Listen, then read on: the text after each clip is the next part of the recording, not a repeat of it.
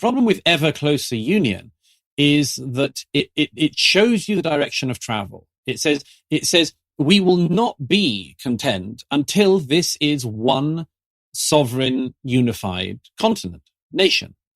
And of course, the problem is there are lots of people who are vaguely supportive of aspects of the EU project and European project who still want to be citizens of a country and still believe that there are a range of things, from security to taxation and more fiscal matters that should be decided at the national level. I mean, Greece in recent years would have had a lot easier a time if it had not been tied to the promises that it ended up having to make to the Germans and to Brussels in the wake of the 2008 crisis. If Greece could have just gone off alone and had the drachma, it wouldn't have had the severity of the depression it's had in the last decade. So there were lots of reasons why people were worried. It wasn't just, nationalism of some kind. There were just lots of reasons why people in each of the countries thought that the EU project should stop at a certain stage, that there was a stage where the public became uncomfortable. There was a stage where basically the EU became a lecturing body to the continent rather than a representative body of some kind or a convening body. And that happened from the 90s. And all of the tensions that have arisen since have arisen basically from that one tension. Why can't the EU stop? Why can't it say this is what we are and this is what works? Why does it always have to pool sovereignty more and more? And that's the tension that is just on every issue still playing out. Now within Europe, obviously there are very large national differences in Europe. In Eastern Europe, you have very nationalistic states with authoritarian tendencies. In Western Europe, you have states that seem to, in many cases, have lost their way. We talked with Ross Douthat last week on the Sunday Special, and he was talking about the sort of lack of will that seems to have been engendered in Western civilization is happening in the United States. He suggests that Europe has become decadent. Where do you think are sort of the virile centers for Europe? If there are going to be countries in Europe that are sort of, if you have to map trajectories, which countries have an upward trajectory and which ones look like they are tableauing or falling? I mean, that's a very difficult question to answer. I mean, until we were all confined to our homes and couldn't travel anywhere, I was in a different European country pretty much every week over recent years. I travel and continue to travel very widely even after finishing The Strange Death of Europe, because I find the developments across the continent fascinating. And one of the reasons why it's so fascinating is because individual countries you can see being pulled in different directions at the same time. Let me give an example. France, for instance, has a particularly bad, I think the worst in Europe, record on integration. France has a larger population of immigrant background than any other country in the EU. It is it massively mucked up its integration programs after the movement of peoples in large numbers from North Africa in particular. As you know, if you go to Marseille or Paris, the center of the city is still this beautiful chocolate box, idyllic, romantic place.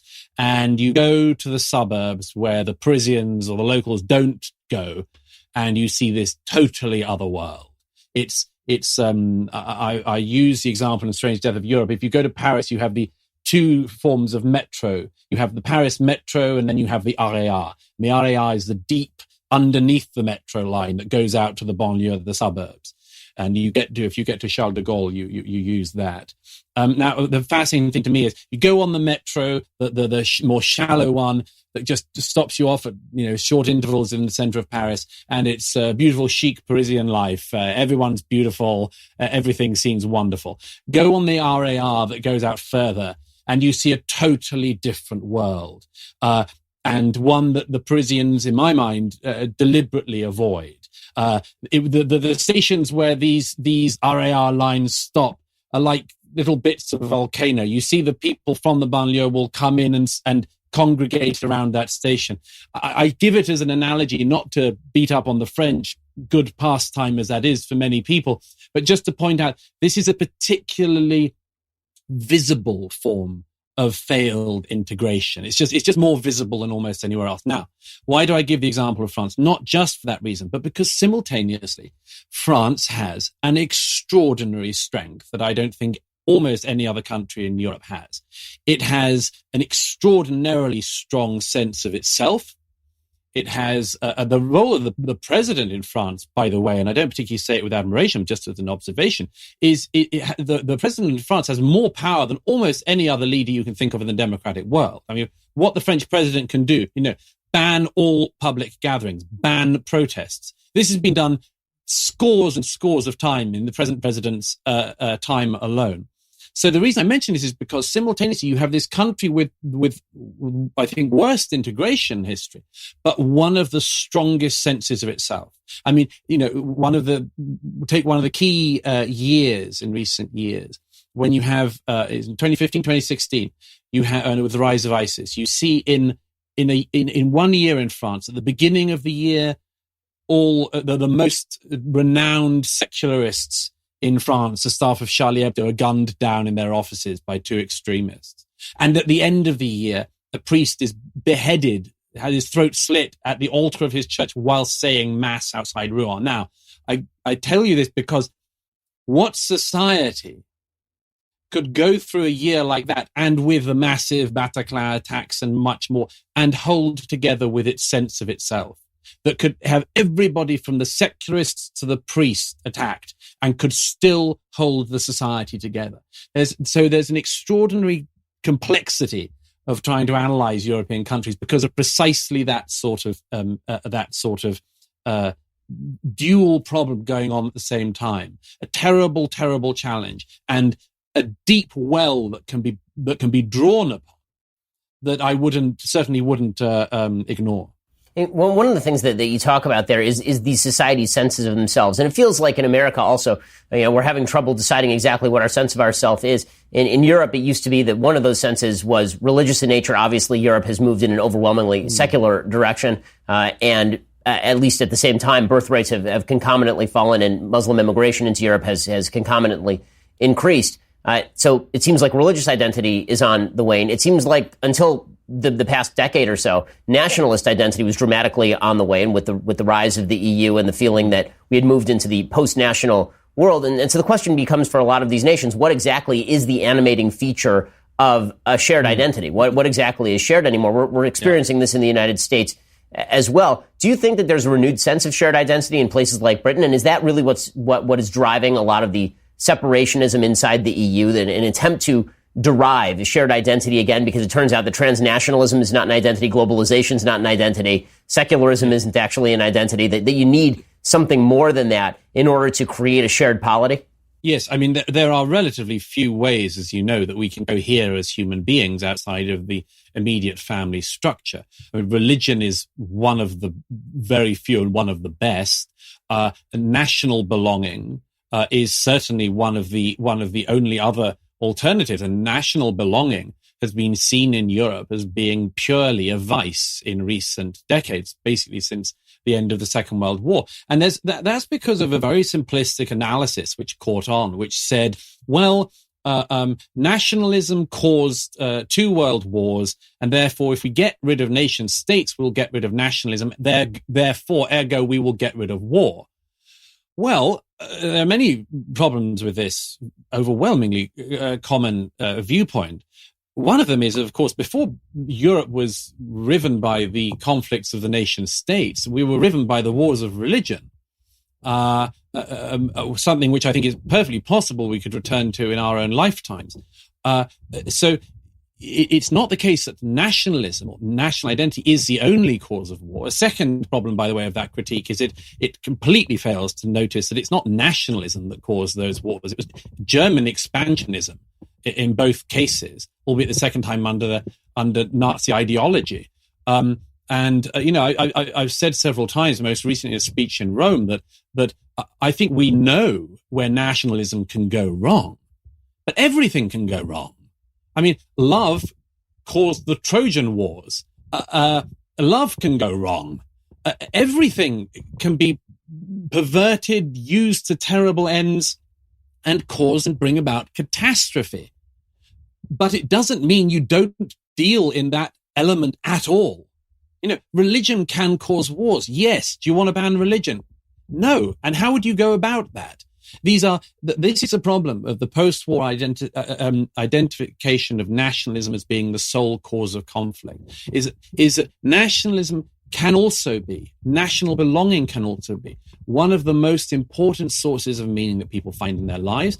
And as the late Roger Scruton described it, the widest application of the first person plural, the widest application of the use of we, the way you can feel a pride in things you yourself may not directly have contributed to, but also can spread that around to others, and that this is, that you can feel belonging, even if it's just because of your adjacency to people. Now, I think that, as I say, that what we did in Europe was to essentially try to get rid of national belonging as a legitimate source of meaning.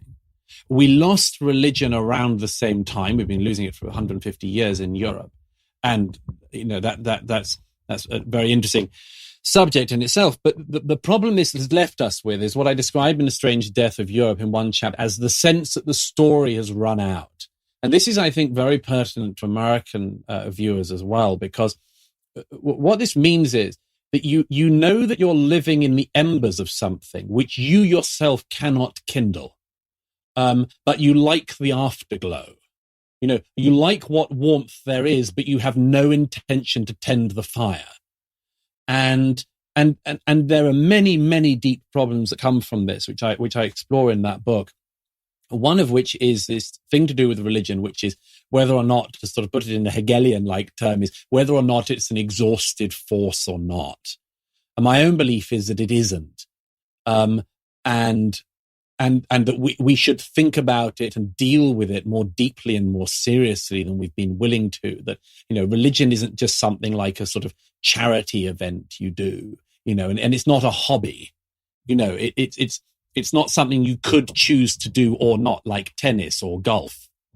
And so I think that one other thing I'd add to that, which is that there's a very deep issue which America is going through, which we went through before you, which is this fundamental question of who are we? And in Europe, we've started, and this includes in Britain, although things like the Brexit vote are definitely an attempt to sort of push back against this. But in recent years in Europe, we've basically come to this place where we've decided we are basically nothing, and we're not interesting. And we have nothing of our own of interest, other than that we can provide a sort of convening space for the world to meet and bring us ideas and cuisine and culture and music and things that we in Europe, of course, have never had. And therefore we are, as it were, the like the paint that you need to add colors to that isn't yet a color itself. That with this non-thing. Now, it seems to me that in America, you have a version of that as well that's been coming along in recent years. And there is a backlash to it, which we had again first, which is you start to redefine yourself in increasingly crass terms. So in Europe and in Britain in recent years, we've had this thing of who are we? And you come up with things like we are about niceness, or kindness, or fair play. And you think, well, sure, I mean, all those things are definitely good. I mean, nobody actually says they're anti any of those things. Even the Saudis don't say they're actually against niceness or fairness. Everyone thinks they're for fairness and decency. They've just got different definitions of it. But that's the sort of thing we've come down to. And I think that it's because in Europe, as in America, we've basically wanted to pretend that a highly unusual political and religious settlement is the norm, is that non-colored paint. And that, it's just, whenever you shake out the human species and give it long enough, it always looks like Amsterdam. And it's just so fantastically crass, because the people who think this are so parochial. They've never been anywhere. They've never traveled anywhere. They clearly have no recognition of the fact that what we have in Europe and what you have in America is unbelievably unusual in historical, geographical terms. And that, it's as likely that the world turns out looking like Mogadishu as it does that it ends up looking like Boston. And you didn't get to Boston instead of Mogadishu just by chance or hanging around long enough or having enough diversity parades.